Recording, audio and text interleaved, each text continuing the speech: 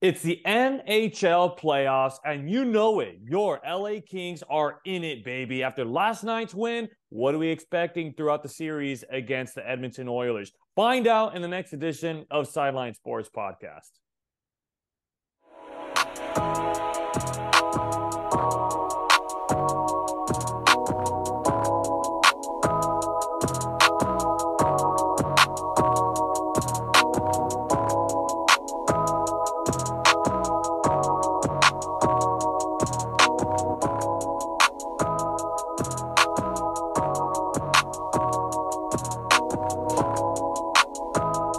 Welcome to Sideline Sports Podcast. If you're not on the sideline, it's not Sideline Sports Podcast.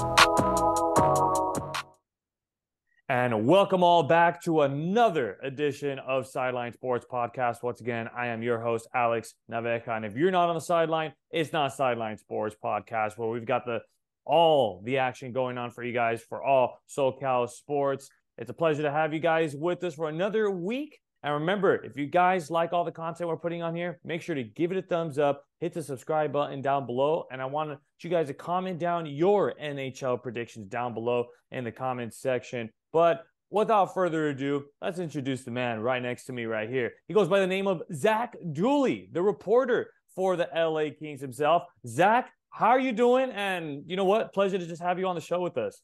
Yeah, thanks a lot for having me, Alex. Excited to be on. Obviously doing pretty well after the way game one went last night for the Kings. A huge comeback win to strike first in this best-of-7 series.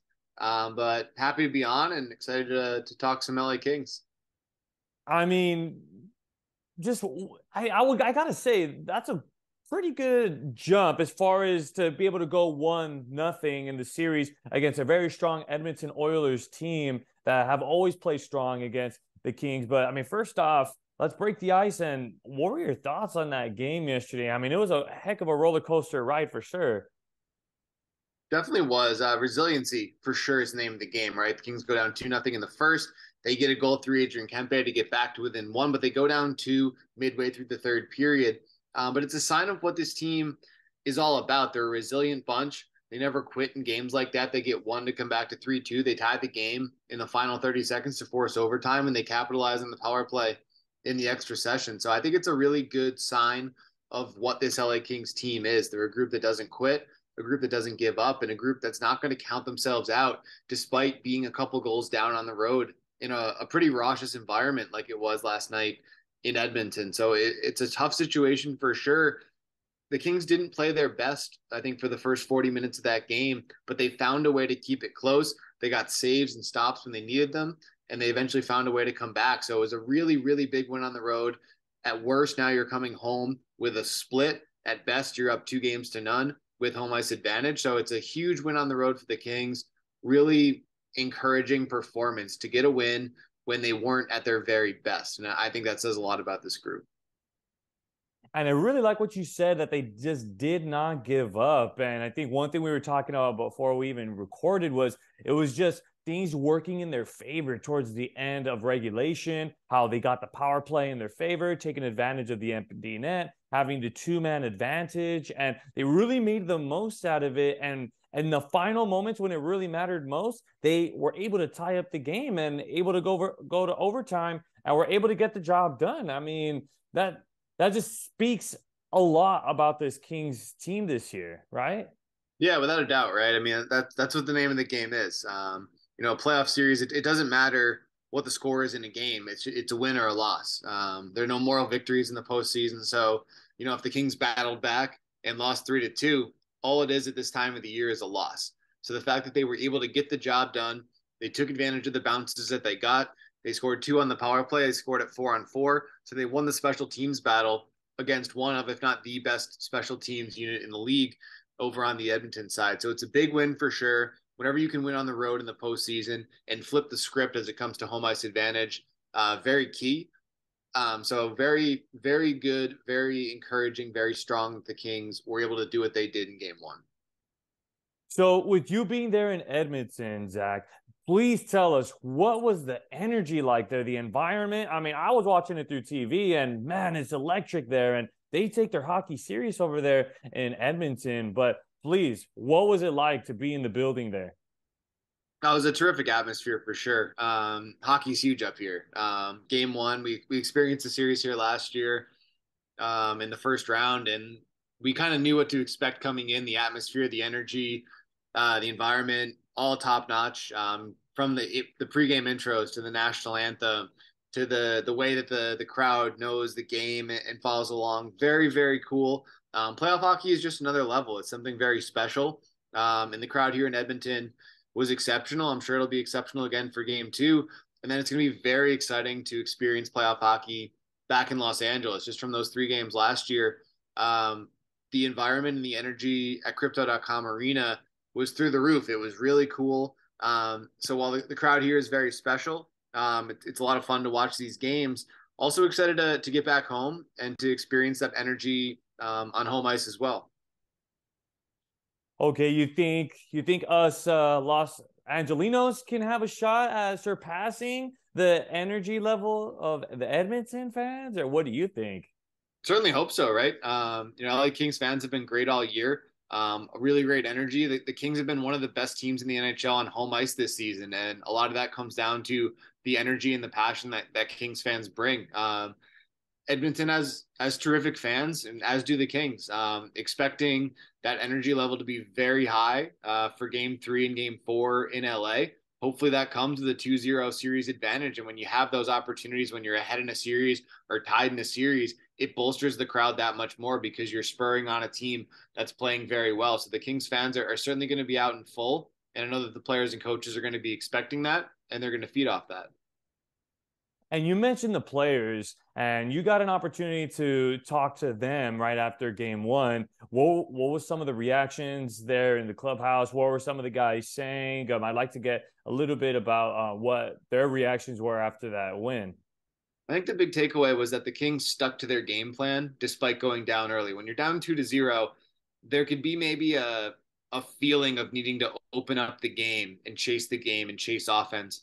But that's not a recipe for success for the Kings against Edmonton. Edmonton wants to open up the game. They have highly skilled offensive players who can make you pay when the game opens up. The Kings are a structured, detailed defensive team. And despite being down 2 goals, they stuck with their style of hockey.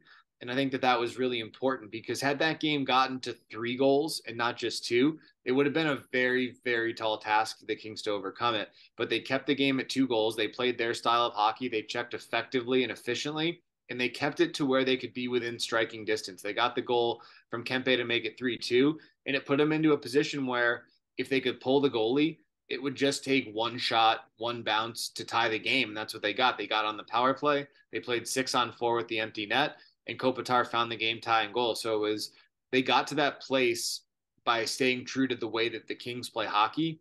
And I think that was key because it would have been pretty easy to deviate from the game plan when you go down 2 goals early. But the Kings didn't do that. They stuck true to who they are the entire way through, and it paid off for them in the end. And as we talked about it before even going to the show, it just looked like within every period, they were just improving. I mean, maybe the first 2 periods weren't very pretty to watch. It looked like Edmonton was controlling the pace of play a lot better, had more possessions of the puck. But once it came down to that 3rd period, it looked like the Kings just kind of figured it out coming out of the intermission, and they really looked like a different team right there. One thing I really wanted to address was I feel as though the physicality was kind of more in favor of Edmonton, though. They played more of a physical game, and they definitely got a lot more hits than the Kings. Do you see maybe the Kings being a little bit more physical moving down the series? Well, that was certainly the case early. I think the hits in the first period were 22-8 in favor of the Oilers. But if you look at how the game ended, the hits were 50-49. Every Kings player had a hit in the game. So while early, I think that's completely spot on. I thought the Kings really settled into the game, and I thought they got a lot more physical as the night went on. The Kings have a lot of bigger players. Andrei Kopitar is a big player. Quinton Byfield's a big player. They have some size in areas on the back end and some players who play bigger than their size. So it's certainly not the calling card of this team to be a big and heavy team. But the Kings play physical in their own way. And I think against a team like Edmonton, you do have to match that level a little bit.